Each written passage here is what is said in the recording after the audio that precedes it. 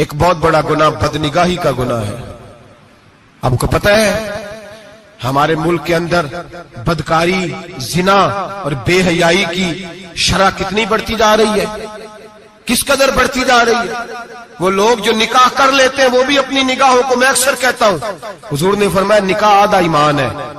جس نے نکاح کر لیا اس کا ایمان مکمل ہو گیا. تو جو نکاح کے بعد بھی باز نہ آیا، میں اس کو بے ایمان نہیں کہتا، لیکن نبی پاک نے فرمایا جو نکاح کر لے اس کا ایمان ہے، بولیے ایمان محفوظ ہو گیا، اس کا ایمان، سارے بولیے ایمان.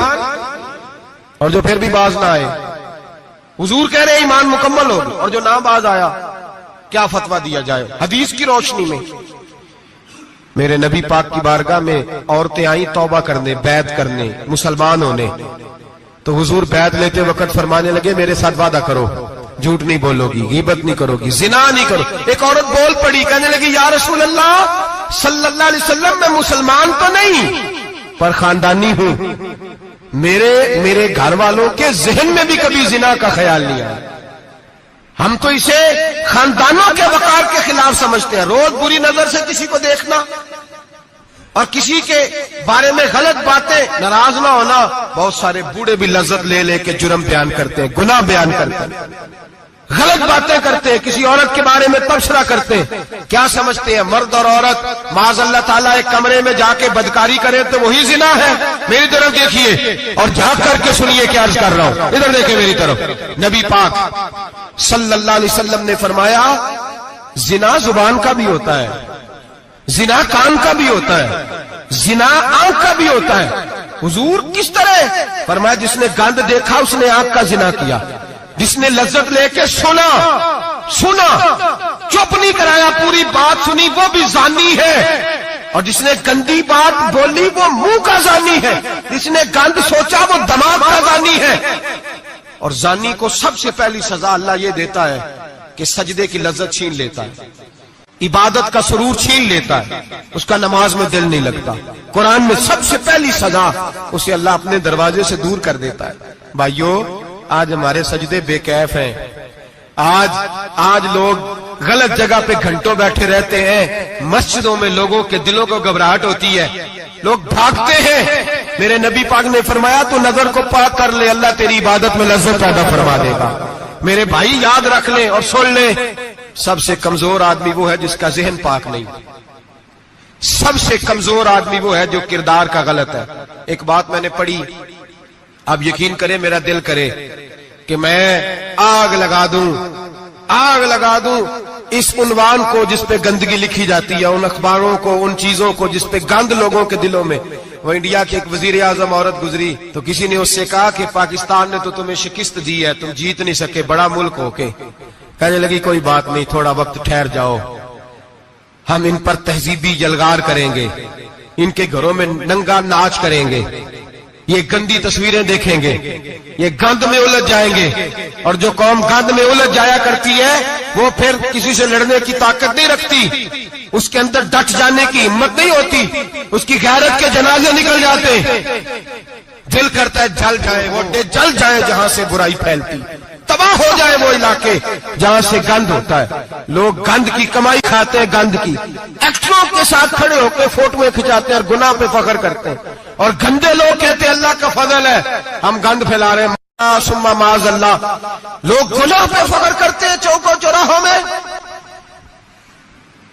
محمد بن قاسم آئے ہندوستان پہ راجہ دہر کے مقابلے میں، نوجوان میری طرف دیکھیں اور صحیح ہو کے بیٹھے، خاصے صحیح ہو کے بیٹھے، تقریر نہیں کر رہا، جذبات کا. میرے جذبات سنیں، دل کے پھپولے جل رہے ہیں سینے کے داغ سے.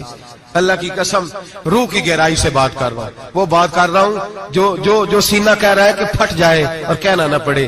قرآن و حدیث پڑھتے ہیں اور پھر اپنا حال دیکھتے ہیں تو لگتا یہ ہے کہ عذاب قریب آ گیا ہے، لگتا ہے زمین پھٹنے والی ہے، آسمان گرنے والا، لگتا ہے قریب آ گیا ہے سارا کچھ. سمجھیں کہ عرض کر یہ بات اگر آپ سمجھ گئے تو قیمت وصول ہو گئی. اس کو سمجھ گئے تو سمجھ لیں آپ کے مزاج کے اندر اللہ نے تبدیلی پیدا کر دی. محمد بن قاسم 18 سال کا جوان، ایک عورت کی عزت پر راجہ دہر ہندو نے حملہ کیا، محمد بن قاسم بچانے آئے. جب ہندوستان آئے فوج تھوڑی تھی، علاقہ تھوڑا تھا، راجہ دہر کی فوج بہت زیادہ، اور پھر اپنا عرب چھوڑ کے یہاں آ کے ہندوستان میں اس کے علاقے میں اس پہ حملہ کرنا، حالات خراب تھے۔ محمد بن قاسم پریشان ہے۔ ایک بزرگ نے دیکھا، کہنے لگے پریشان کیوں ہو؟ کہنے لگا سوچتا ہوں علاقہ بھی اس کا، فوج بھی اس کی، میرے فوجیوں کو تو رستوں کا بھی نہیں پتا، کیسے جنگ کریں گے، کدھر سے آئیں گے، اور پھر ہمیں زبان بھی نہیں آتی، کیسے کام ہوگا، ڈر رہا ہوں۔ 2-4 دن گزرے تو محمد بن قاسم اشاش بشاش ہو گئے۔ وہ بزرگ کہنے لگے خیر ہے، بڑے مطمئن ہو گئے ہو؟ کہنے لگے بس راجہ دہر ہم سے مقابلہ نہیں کر سکتا، راجہ دہر ہمارے مقابلے میں کھڑا نہیں ہو سکتا، وہ گرا کے گرا، وہ لڑکھڑایا کے لڑکھڑایا، ریزہ ریزہ ہو جائے گا۔ آپ کو کیسے خوشخبری مل گئی؟ کہنے لگے مجھے پتا چلا ہے کہ راجہ دہر ذہن کا گندا ہے، وہ تو چچا کی بیٹی کو نہیں چھوڑتا، ماموں کی بیٹی کو نہیں چھوڑتا، خالہ کی بیٹی کو گندی نظر سے دیکھتا ہے۔ جس کا ذہن گندا ہوتا ہے وہ کسی کا مقابلہ نہیں کر سکتا، ہمیں فتح ہوگی، فتح، وہ گرے گا۔ وہ بزرگ کہتے ہیں میں سمجھ گیا کہ واقعی سے فتح ہوگی۔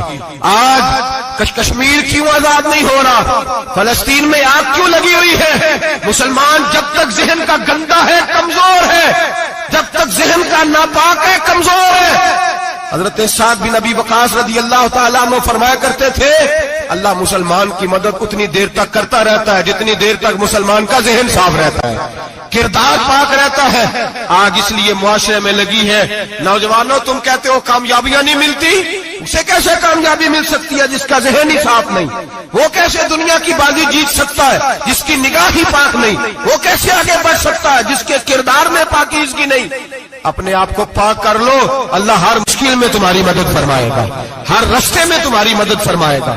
اور میں نے کہا جب آدمی ناپاک ہوتا ہے تو رب کریم اس سے عبادت کی لذت چھین لیتا ہے، اور اللہ کی سب سے بڑی سزا یہ ہے کہ کسی کو سجدہ نہ لمبا کرنا دے۔ رب کریم سب سے زیادہ اس سے ناراض ہے جس کو قرآن پاک کے کھولنے کی توفیق نہ ہو۔ سب سے زیادہ رب کریم اس شخص سے ناراض ہے جو اللہ کی بارگاہ میں جھکنے کی لذت چھوڑ جائے۔ میرے نبی پاک سید عالم علیہ السلام کے صحابہ لمبی عبادتیں کرتے تھے، لمبی۔ کسی نے کہا تھا روم کے بادشاہ تھے کہ یہ مسلمان فاتح کیوں ہو جاتے ہیں؟ تو اس نے کہا میں نے مولا علی کے زمانے میں جاسوسی کرائی تھی، پتا کیا تھا کہ ہر میدان میں کامیاب کیوں ہوتے ہیں۔ تو کہتے میں نے دیکھا یہ دن کے مجاہد ہوتے ہیں پر رات کے عابد ہوتے ہیں۔